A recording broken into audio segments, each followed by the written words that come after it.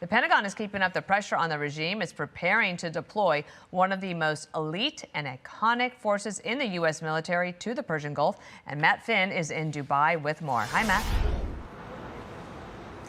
Hi, Dana. Today marks the second day of President Trump's pause on striking Iran's infrastructure. It's potentially opening up a path to diplomacy. And President Trump says the U.S. is having peace talks with Iran. But so far, Iran has been denying the past couple of days that those talks are happening. Now, this morning, the Wall Street Journal reports that the United States has sent Iran a 15-point plan to end the war.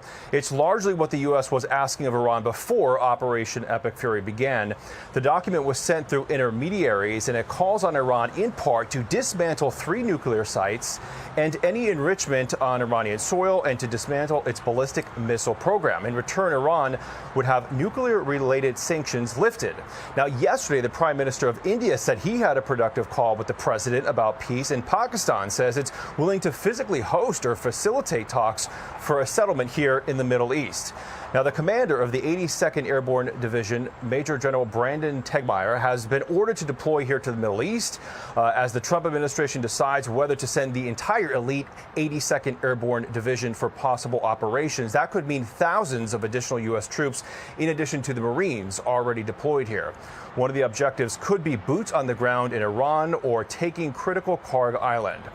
And Saudi Arabia and the UAE have proposed a new trade route that would use the Gulf but avoid the Strait of Hormuz.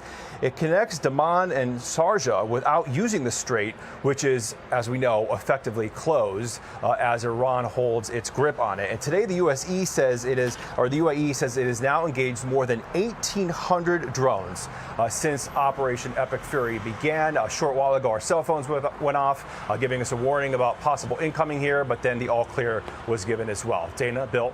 Okay, thank you, Matt Finn. So, Dana, just want to run down a little bit about what's happening in the region, in the theater, and knowing that there's more firepower coming in. 82nd Airborne and the Marine Expeditionary Units, 2 of them here.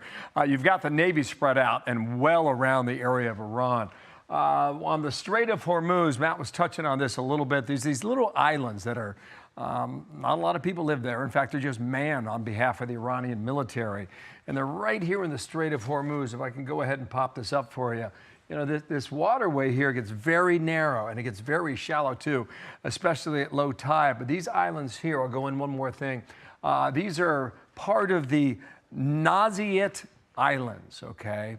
And you've got Abu Musa, Greater Tomb, Lesser Tomb. Why are they significant?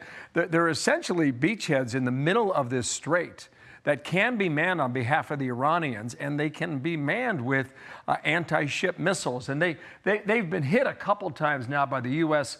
And the Israeli military. So I'll just come over here and show you a little bit of what the satellite imagery is showing us.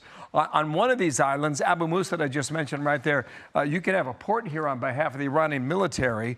All right, this is the before picture. Slide on over here, Jimmy, and I'll show you the other strike damage here. That building is gone.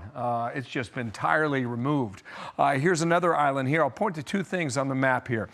This building here and this hangar over here have both been targets, all right? This is the before image. Pop on over here, and that one's gone, and that one's gone as well. Why could this be significant? If the Marines or the 82nd Airborne is going to take territory